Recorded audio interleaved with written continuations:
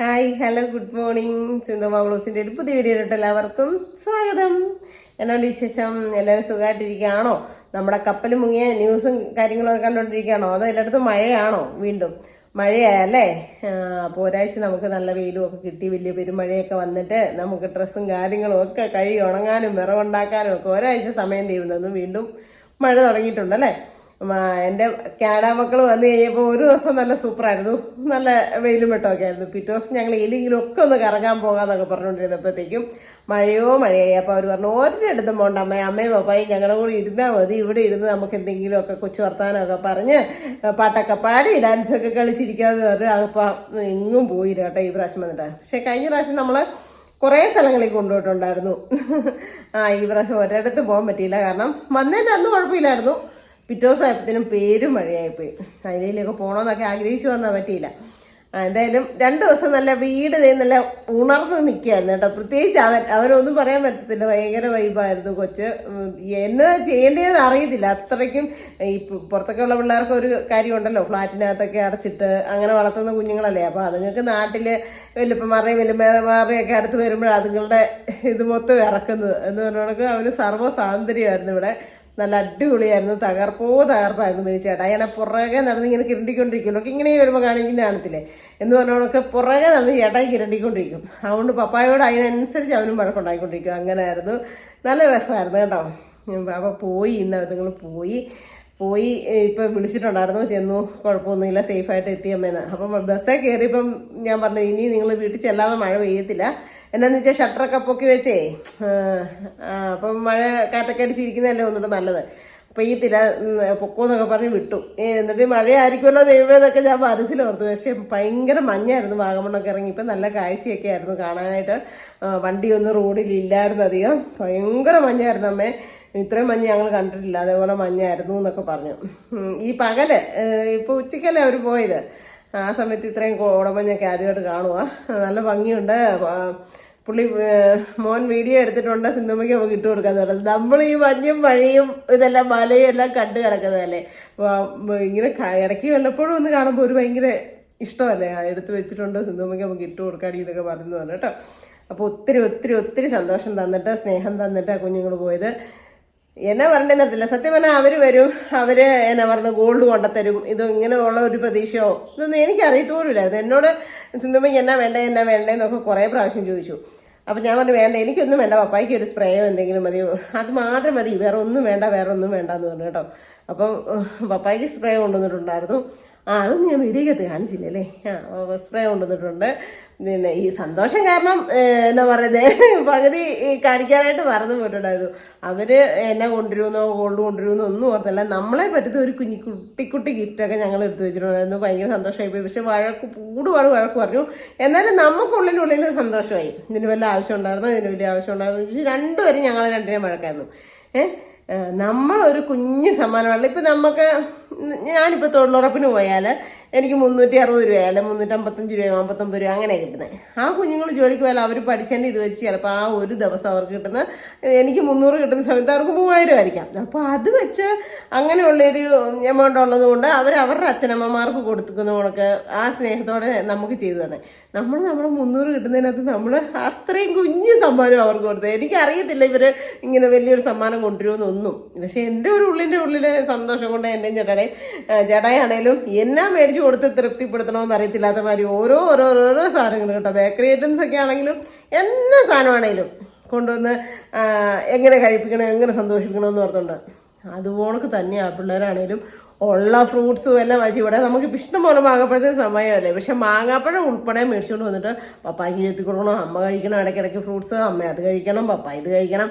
കാരണം നമ്മളെ ഒരു 10-50 വയസ്സ് കഴിഞ്ഞാൽ അല്ലെങ്കിൽ ഒരു 40-45 വയസ്സ് 60 വയസ്സൊക്കെ ആകുമ്പോൾ നമ്മുടെ ഓരോ ഇമ്മ്യൂണിറ്റി പവറും കുറയുകയാണെന്നുള്ളതും, നമ്മുടെ ഓരോ ഏജ് അനുസരിച്ച് ഓരോ ദിവസത്തിൻ്റെ ഇതനുസരിച്ച് നമുക്ക് കാൽസ്യം കുറയും, അത് കുറയും, ഇത് കുറയും. കാരണം വിദ്യാഭ്യാസമുണ്ട്, നേഴ്സാണ് ആ മോനാണ്, സാറാണ്. അപ്പോൾ അവർക്ക് അറിവുണ്ട്, അതനുസരിച്ചുള്ള കാര്യങ്ങൾ പറഞ്ഞു തരികയും വാങ്ങിച്ചു കൊണ്ടു തരികയും ഒക്കെ ചെയ്ത് കേട്ടോ. അതൊക്കെ ഒരു എന്നാ പറയുന്നത്, ലോകത്ത് എല്ലാവർക്കും കിട്ടുന്ന ഒരു ഭാഗ്യവും കാര്യങ്ങളും അല്ല മക്കളിൽ നിന്നുള്ള സ്നേഹമൊക്കെ കിട്ടുക എന്ന് പറയുന്നത്. അതും ദൈവം തന്നെ നമ്മൾ പ്രസവിച്ചിട്ടോ ഒന്നുമില്ലാത്ത രക്തബന്ധം ഒന്നുമില്ലാത്ത മക്കളിങ്ങനെ ചെയ്തു തരണമെങ്കിൽ അത് നമ്മളിൽ എന്തെങ്കിലും നന്മയോ അല്ലെ നമ്മുടെ പേരൻസിൻ്റെ എന്തെങ്കിലും നന്മയോ അല്ലെ ആ മക്കളുടെ പേരൻസ് നല്ലവരായിട്ടോ അങ്ങനെ എന്തെങ്കിലും കൊണ്ടൊക്കെ ആവാം. പക്ഷെ ചിലർക്ക് ഇതൊന്നും സഹിക്കത്തില്ല. അതിന് ഞാൻ എന്നാ ചെയ്യാൻ പറ്റും? ഞാൻ ആരോടും ഒന്നും ചോദിച്ച് മേടിക്കുന്നതല്ല, കൊണ്ട് തന്നു കഴിയുമ്പോഴും ഞാൻ എന്നാ പറയണ്ടേ, എനിക്ക് വേണ്ട. എന്നിട്ട് ഞാൻ ഒത്തിരി വഴക്ക് പറഞ്ഞു, എന്തിനാ ഇത്രയും കൂടിയൊരു ഗിഫ്റ്റ് എനിക്ക് മേടിച്ച് തന്നതാ മോളെ എന്ന്. അങ്ങനെ ചേട്ടായി പറയാത്തൊന്നുമില്ല, ചേട്ടായി ഒരുപാട് വഴക്ക് പറഞ്ഞു. നിങ്ങളെ ചെയ്യാൻ പറ്റുന്നതൊക്കെ നിങ്ങൾ ചെയ്തു തരുന്നതല്ലേ, പിന്നെ എന്തിനാ നിങ്ങളിത് ചെയ്തതെന്നൊക്കെ ചോദിച്ചാൽ. അപ്പം പപ്പായോ അമ്മയോ ആരെങ്കിലും പറഞ്ഞിട്ടാണോ ഞങ്ങൾക്ക് ഇങ്ങനെ തോന്നി. എന്തെങ്കിലും എൻ്റെ അമ്മയ്ക്ക് മേടിച്ചപ്പം ഞങ്ങളുടെ അമ്മമാർക്ക് രണ്ടുപേർക്കും മേടിച്ചപ്പം സിന്ധുമ്മയ്ക്ക് മേടിക്കണമെന്ന് തോന്നി. നിങ്ങൾ രണ്ടുപേരും വലിയ കൂടുതലും മിണ്ടണ്ട. പപ്പായോളും കൂടെ മുട്ടൻ നടക്കായിരുന്നു കേട്ടോ, ചുമ്മാ പുറകെ നടത്തോട്ട് കിടക്കായിരുന്നു. മാറി നിൽക്ക് മുണ്ടയ്ക്ക ശേഖര അങ്ങോട്ട് ഇങ്ങോട്ടെന്ന് പറഞ്ഞു പപ്പാടെ പുറകെ. നല്ല രസമായിരുന്നു. പക്ഷേ നമ്മൾ ഇച്ചിരി സന്തോഷിക്കുന്നത് കാണുന്നതാണോ നമുക്ക് എന്തെങ്കിലും മറ്റുള്ളവർ തരുന്നത്, വല്ലൂരെന്ന് പറയാൻ പറ്റത്തില്ല കേട്ടോ, ദൈവമേ സോറി, നമ്മുടെ പൊന്നു മക്കൾ തന്നെയാണ്. ഇങ്ങനെ തന്നുകൊണ്ടല്ല, ഇത് തരുന്നതിന് മുമ്പും ഇപ്പം ഞാൻ പറഞ്ഞില്ല, ഇത് 4ാമത്തെ തവണയാണ് അവരിവിടെ വരുന്നത്. നമ്മളിവിടെ വരുമ്പോഴേ അവരുടെ സ്നേഹത്തോടെ ഒന്ന് സംസാരിക്കുകയും സ്നേഹത്തോടെ ചേർത്ത് പിടിക്കുകയും സ്നേഹത്തോടെ ഒരു നേരം ഉള്ളതിൽ ഒരു നേരം ഫുഡ് ഉണ്ടാക്കി കൊടുക്കുകയും. നമ്മൾ 5 മാങ്ങ ഇഞ്ചി നാരങ്ങ അങ്ങനെ ഒന്നും ഉണ്ടാക്കി കൊടുക്കുന്നില്ല. നമ്മളെന്തെങ്കിലും നമുക്കാകുന്ന കാര്യങ്ങൾ ചെയ്തു കൊടുക്കുന്നു. അത് അവർക്ക് ഇഷ്ടപ്പെട്ടതുകൊണ്ടാണല്ലോ അവർ വീണ്ടും വരുന്നത്. ശരിയല്ലേ? എന്ന് പറഞ്ഞോണൊക്കെ നമ്മളോട് സ്നേഹം ഉള്ളതുകൊണ്ട് നമുക്ക് ആരെങ്കിലും എന്തെങ്കിലും തരുന്ന കാണുമ്പോൾ നേരത്തെ എന്ന് വെച്ചാൽ ഭയങ്കര നെഗറ്റീവ് കമൻ്റ് ആയിരുന്നു വരാറുള്ളത്. അങ്ങനെയാണോ ഇങ്ങനെയാണോ ഇവർക്കാണോ കൊടുക്കുന്നത്, അവിടെ ആണ്ട് അങ്ങനെ ജീവിക്കുന്നവരുണ്ട് ഇങ്ങനെ എന്ന് വെച്ചാൽ അങ്ങനെ ഒത്തിരി വരുന്നുണ്ടായിരുന്നു. പക്ഷെ ഇപ്പം അങ്ങനത്തെ കമൻസ് ഒന്നും വരുന്നില്ല. പക്ഷെ ഇന്നൊരു കമൻസ് വന്നേക്കുന്നത് കണ്ടു.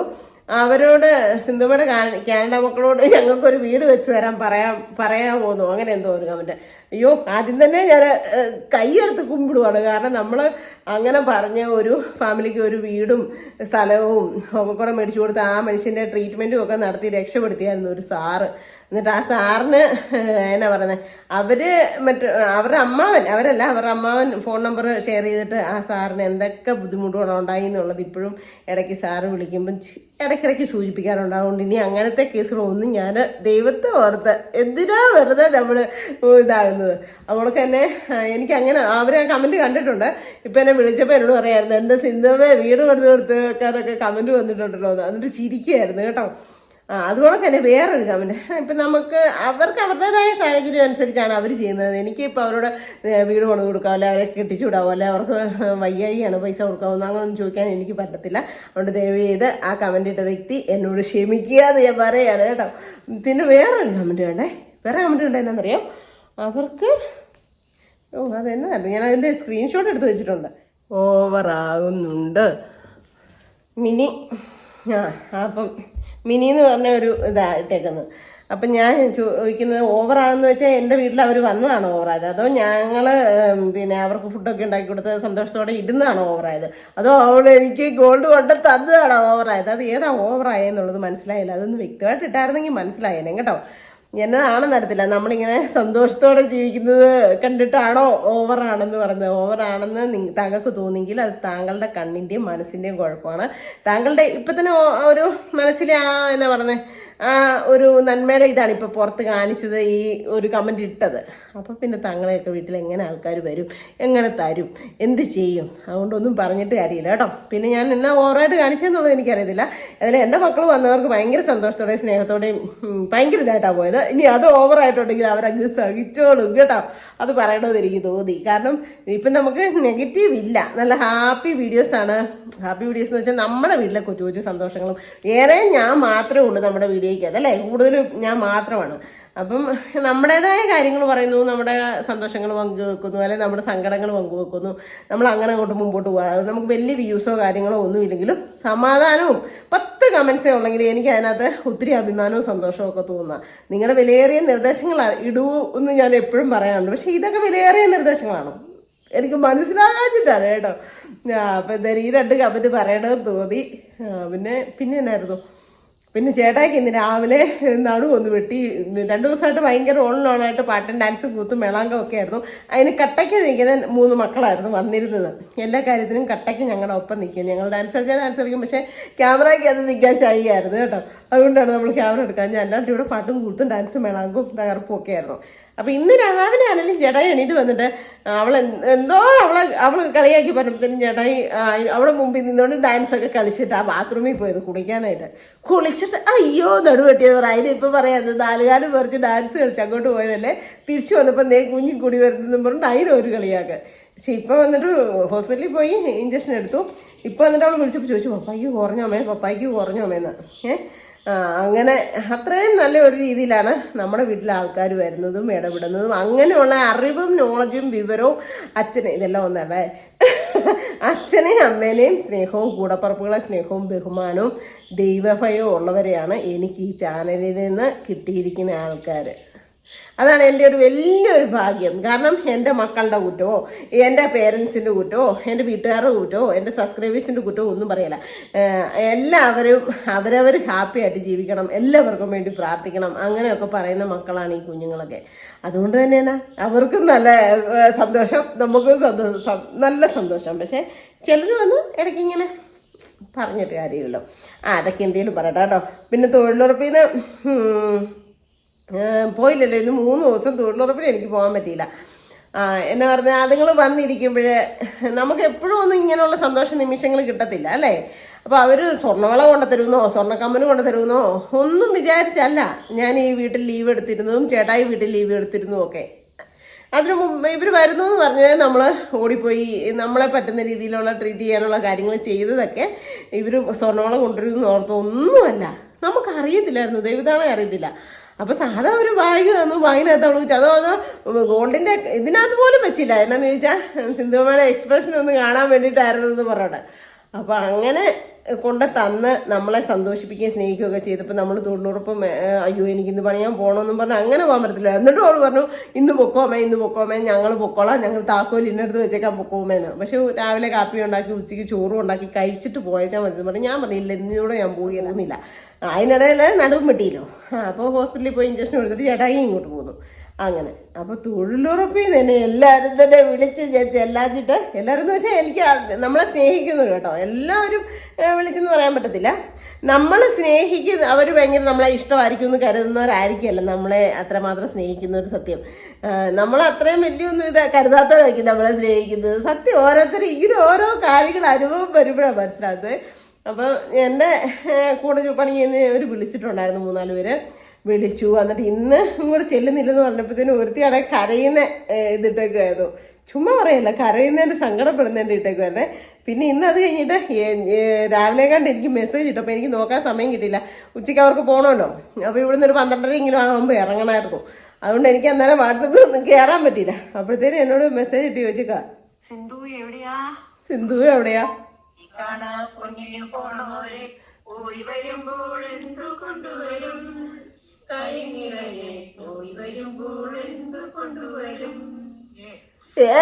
അന്താക്ഷരി കളിക്കാണ്, എന്നെ ഇങ്ങനെ ഹാരം കേൾപ്പിക്കാണ്. ഞാൻ എങ്ങനെയേ തൊഴിലുറപ്പ് സ്ഥലത്ത് ചെന്നിരിക്കണം അതിന് വേണ്ടിട്ട് കേട്ടോ. ആദ്യത്തെ ദിവസം സിന്ധു ഇല്ലാതെ പിറ്റേ ദിവസം ഒരു സുഖമില്ലായിരുന്നു. കുഴപ്പമില്ല, അന്താക്ഷരി കളിച്ച് വന്നാലും അത്ര ഇതില്ലായിരുന്നു. അതുകൊണ്ട് നാളെ വന്നേക്കണേന്ന് പറഞ്ഞു. പക്ഷെ പോകാൻ പറ്റിയില്ല, ഇന്നും പോകാൻ പറ്റിയില്ലല്ലോ. ഇനിയിപ്പോൾ നാളെ തൊഴിലുറപ്പിന് വന്നിട്ട് ഇന്ന് ഇച്ചിരി ലേറ്റ് ആയി പോകാന്ന് പറഞ്ഞോണ്ടിരിക്കുകയാണ് കേട്ടോ. അപ്പം ഇന്നത്തെ സ്പെഷ്യൽ എന്നായി? നമ്മുടെ ദേശീയ ഭക്ഷണം പുട്ട്, പപ്പടം, ചെറുപയർ, ഏത്തപ്പഴം, പിന്നെ ചക്ക വേവിച്ചതുണ്ട്, അത് വേണ്ടവർക്ക്. അതെ, ചിക്കൻ ഉണ്ട്, അത് വേണ്ടവർക്ക്.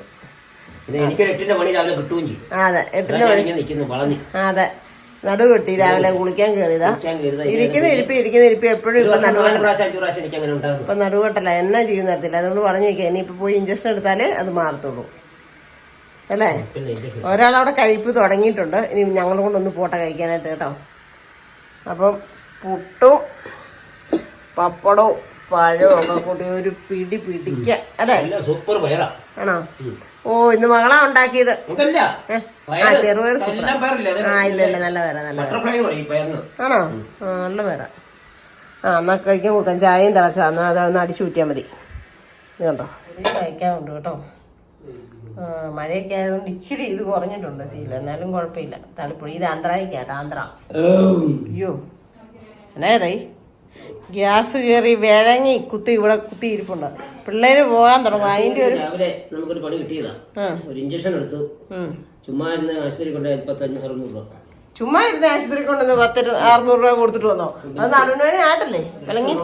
എന്നിട്ട് ദേ എന്റെ ബെൽറ്റ് എടുത്ത് കെട്ടിട്ടിങ്ങനെ ഇരിക്കുക. പിള്ളേര് പോകുന്ന ഒരു സങ്കടമല്ലേ ഇടേ. വരുവാന്ന് പറയുമ്പോ നമുക്കൊരു എന്നാലും വരുവാന്ന് പറയുമ്പോ ഒരു ഭയങ്കര എനർജി. ഇന്ന് രാവിലെ മുതൽ എനിക്ക് ഒരു ശോകം. അപ്പൊ 2-3 പ്രാവശ്യം എന്നോട് ചോദിച്ചു എന്നാ പറ്റിയമ്മ ഇങ്ങനെ കുത്തിയിരിക്കുന്നത്, എന്നാ പറ്റിയമ്മേന്ന്. എന്തോ ഒരു ബൈബിളിലെ കാര്യങ്ങളൊക്കെ എന്റെ മുത്തുക്കുട്ടം പറഞ്ഞു കേൾപ്പിക്കാന്ന് പറഞ്ഞിട്ടുണ്ട് കേട്ടോ. എന്നാ സംഭവം നടത്തില്ല. അത് കുറെ പുസ്തകങ്ങൾ ഒരു അതിനകത്ത് എന്നാ പറയേണ്ടതെന്ന് എനിക്കത്തില്ല. എന്നാ ബൈബിളിനകത്ത് ബൈബിൾ ബുക്സ്.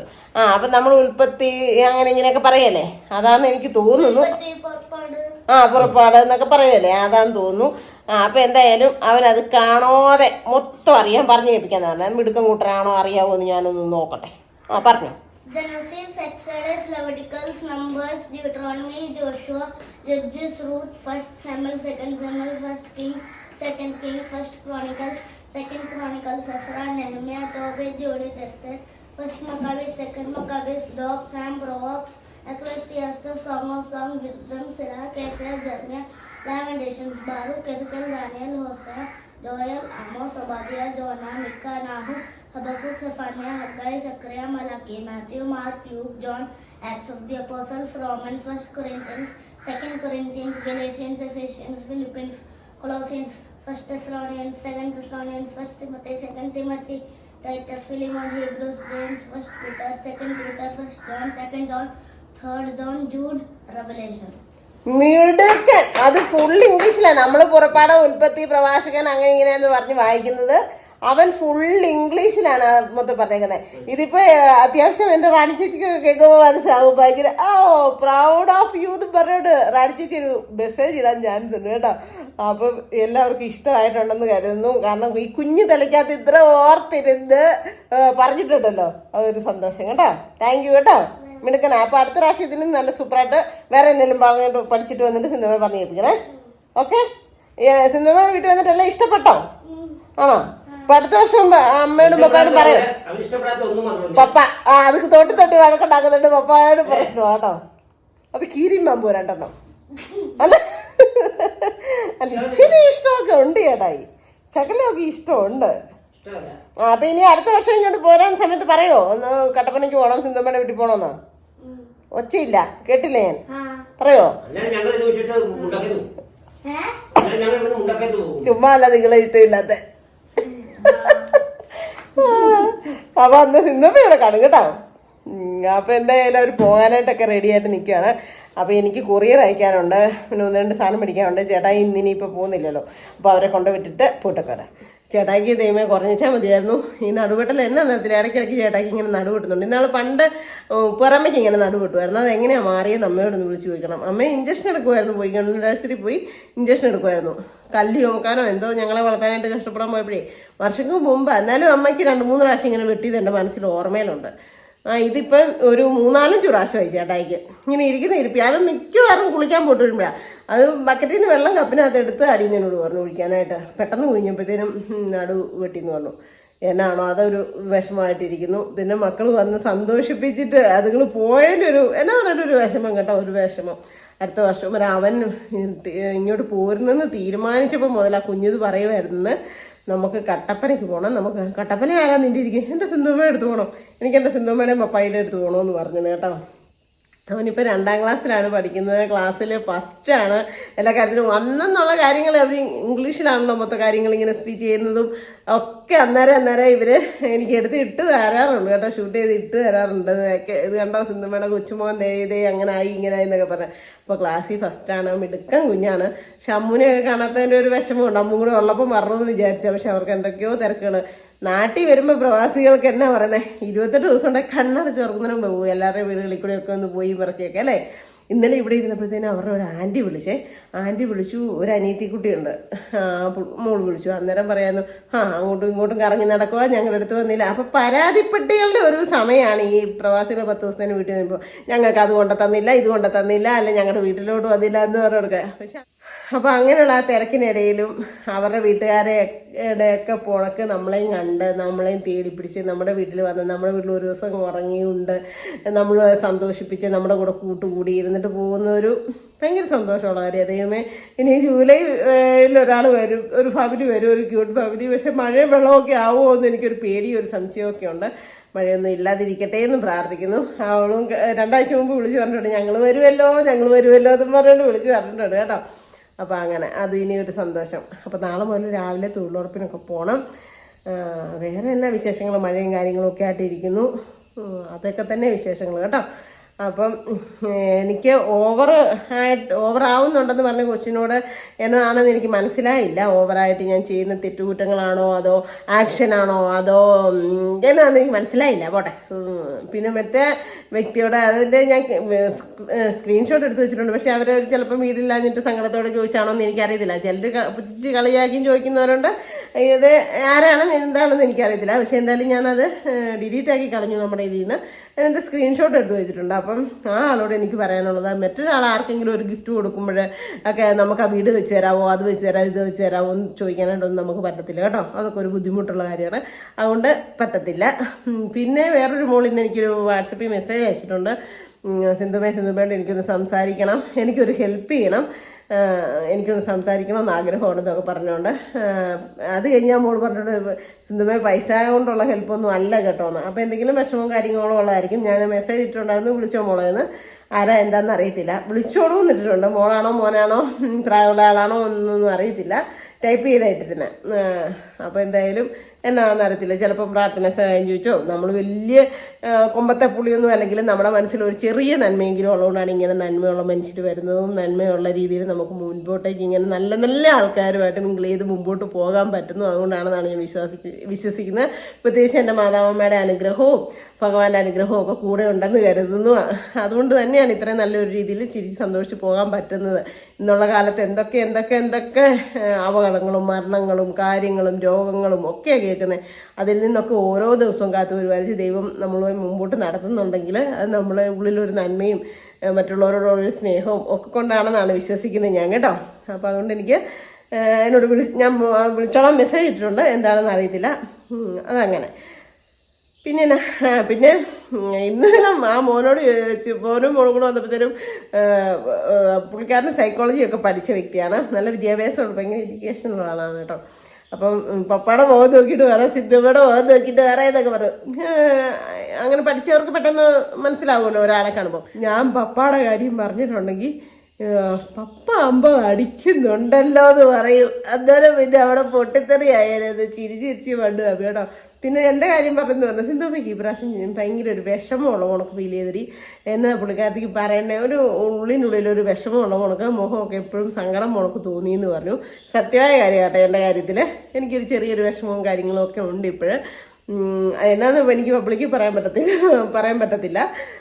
ഉള്ളിനുള്ളിലൊരു എന്നാ പറഞ്ഞത് വല്ലാണ്ട് അലട്ടുന്ന ഒരു ചെറിയൊരു നീർന്നൊരു പ്രശ്നവും വിഷമവും സങ്കടമൊക്കെ ഉണ്ട്. അതുകൊണ്ടാണ് കേട്ടോ. അത് കറക്റ്റായിട്ട് കാര്യം. പിന്നെ ചേട്ടയുടെ കാര്യം ചേട്ടാ ഈ പറഞ്ഞ വൈകിട്ടൊക്കെ വരുമ്പോൾ ഒരു ചേരുന്നത്. അതുകൊണ്ട് ചിലപ്പോൾ അതുകൊണ്ടായിരിക്കും പറയാതെ പോയത്. ഇന്നതാണെന്ന് പറയാതെ പോയത്. ഏതായാലും എൻ്റെ കാര്യം പറഞ്ഞത് കേട്ടപ്പോൾ ഞാൻ ഓർത്ത് കേട്ടോ, ശരിയാണല്ലോ എന്ന്.